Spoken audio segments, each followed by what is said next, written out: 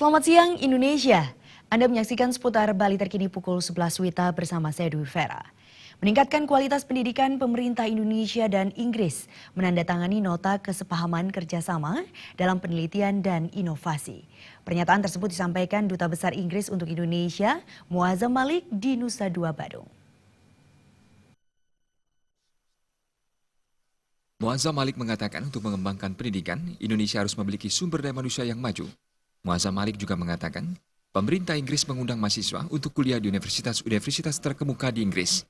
Pemerintah Inggris juga mengupayakan adanya kemitraan antara Universitas Inggris dan Indonesia untuk mempercepat peningkatan kualitas pendidikan di Indonesia. Saya berpikir Indonesia perlu sumber daya manusia yang sangat maju, yang bisa bersaing di tingkat dunia. Dan di Inggris kami punya universitas-universitas yang luar biasa. Jadi 4 dari 10 yang terbaik di dunia terletak di Inggris. Hampir 20 dari 100 yang terbaik di dunia terletak di Inggris.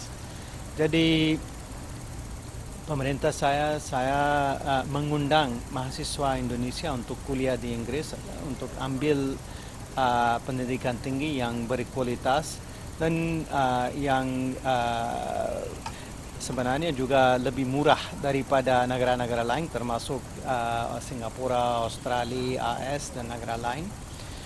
Itu pengalaman yang sangat bagus, tetapi saya juga berusaha untuk menarik universitas-universitas Inggris untuk membuat kemitraan dengan universitas-universitas Indonesia agar bisa mempercepat proses peningkatan kualitas pendidikan tinggi di Indonesia juga.